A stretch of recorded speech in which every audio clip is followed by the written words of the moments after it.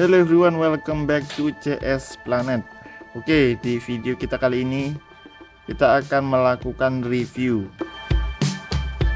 Dan di tangan saya saat ini sudah ada sebuah produk dari Insta.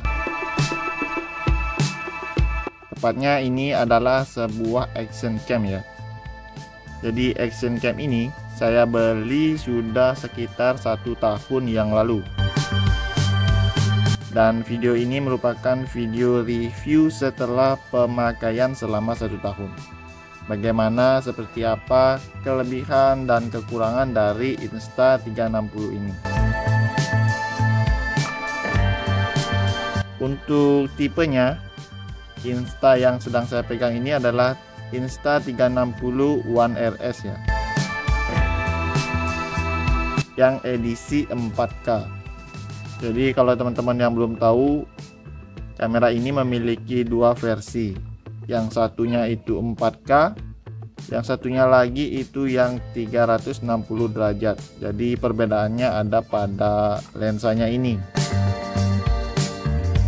Kalau teman-teman membutuhkan perekaman untuk video 360, bisa membeli paket yang lensanya itu khusus untuk video 360 derajat.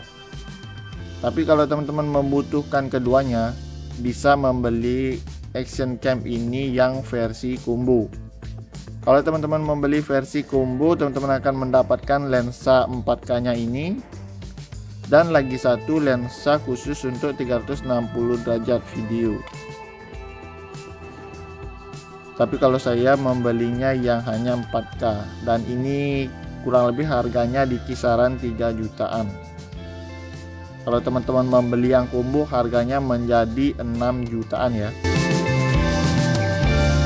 Untuk pembeliannya ini saya beli seperti biasa ya, di Shopee, karena saya sudah sering beli-beli di sana dan sudah lumayan lama menggunakan aplikasi tersebut. Jadi saya nggak ragu-ragu buat membeli kamera di sana. Kalau teman-temannya mungkin tertarik, ya saya cantumkan link pembeliannya di deskripsi atau di pojok kanan atas ini. Oke, balik lagi ke kamera Insta360 One RS ini. Untuk kelebihannya dan kekurangannya sebenarnya tidak begitu banyak ya. Yang akan saya tekankan di video ini adalah kekurangannya. Tapi pertama-tama agar video ini imbang, ya saya sertakan juga kelebihan-kelebihannya.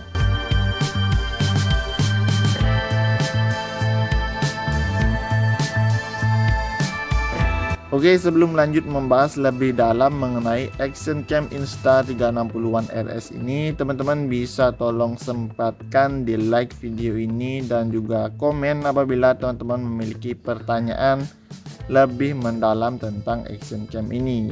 Let's go.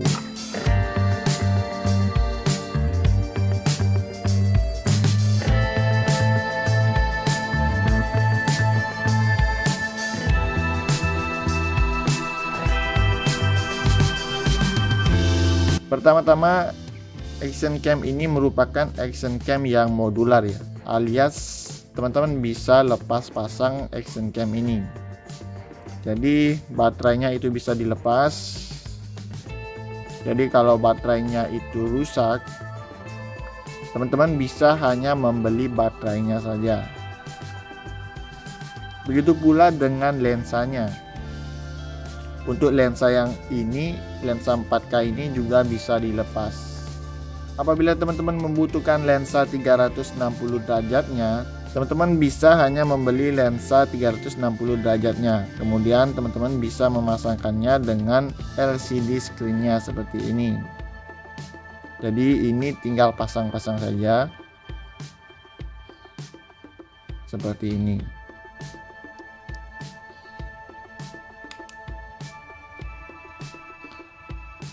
Jadi kelebihannya itu unik ya. Teman-teman bisa membeli lensanya secara terpisah atau membeli baterainya secara terpisah.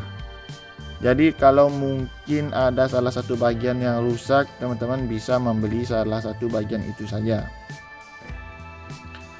Oke, lanjut untuk kelebihan keduanya. Ini harganya terbilang cukup murah ya dibanding dengan GoPro atau DJI.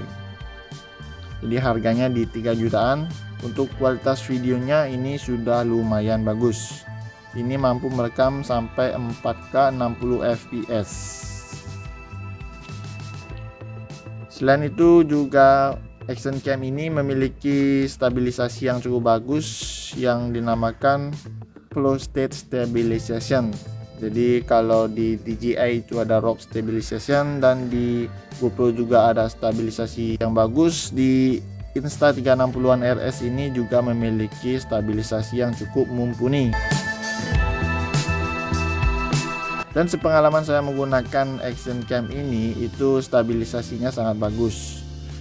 Meskipun terkadang ya kalau pemakaiannya sudah terlalu lama, stabilisasinya itu terkadang putus-putus. Jadi ketika digerakkan stabilisasinya itu ada jeda sepersekian detik.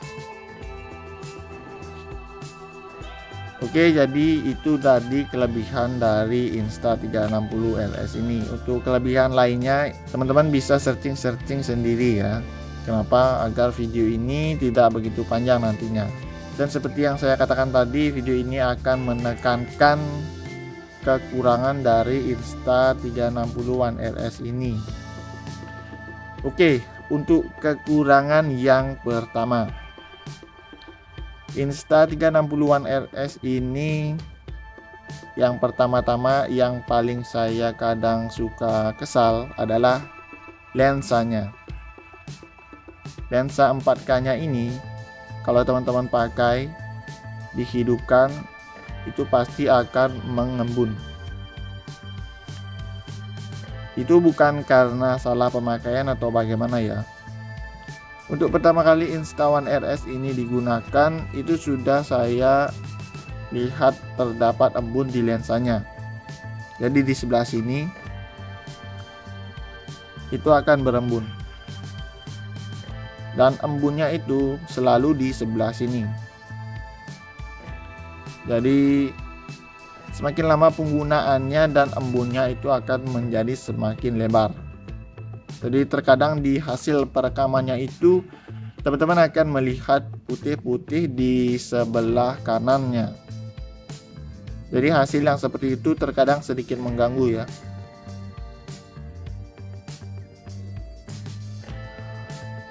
Kemudian yang kedua, karena lensanya itu suka berembun, itu indikasinya ada kebocoran di lensanya ini. Nah, dan hasilnya itu embun-embun itu kan membawa air dan bisa teman-teman lihat di sini sudah ada titik-titik jamur. Tapi saya tidak tahu di semua unit Insta360 One RS akan bernasib sama seperti yang saya dapatkan ini, juga saya kurang tahu ya. Tapi yang jelas unit yang saya pegang saat ini itu suka berembun. Jadi di bagian pinggir-pinggir lensanya ini suka berembun dan semakin lama penggunaan embunnya akan semakin tebal. Oke, jadi itu tadi kekurangannya yang pertama. Kemudian kekurangannya yang kedua adalah action cam ini cepat panas. Jadi kalau dia sudah terlalu panas biasanya akan nge-freeze. Ini touchscreen-nya tidak bisa disentuh dan kadang-kadang akan mati. Jadi setelah pemakaian beberapa tahun ini sempat mengalami beberapa kali freeze dan saya harus merestartnya. Jadi tombolnya itu sama sekali tidak bisa digunakan ketika nge-freeze.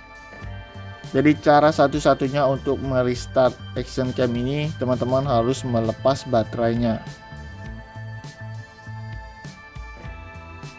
Kalau teman-teman tidak melepas baterainya itu tidak akan bisa. Jadi tombolnya ini sudah nge-freeze jadi tidak bisa digunakan lagi.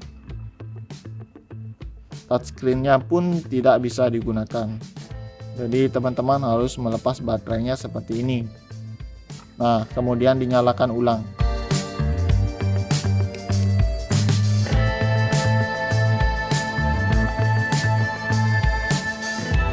Kemudian kekurangan yang ketiga dari action cam ini adalah kualitas perekamannya. Untuk perekaman di luar ruangan yang terbuka dan cahayanya itu mendukung, videonya ini fine-fine aja sih. Videonya sangat bagus. Tone warnanya juga saya sangat suka.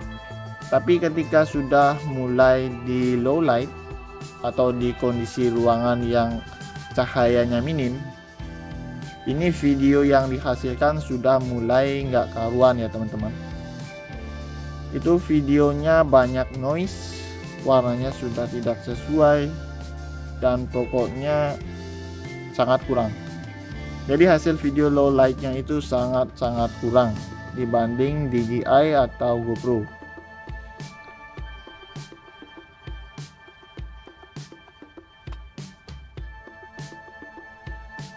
Oke, jadi itu dia tadi kelebihan serta kekurangan dari Insta360 One RS. Jadi kalau teman-teman ingin membeli Insta360 One RS, pertimbangkan kekurangannya tadi.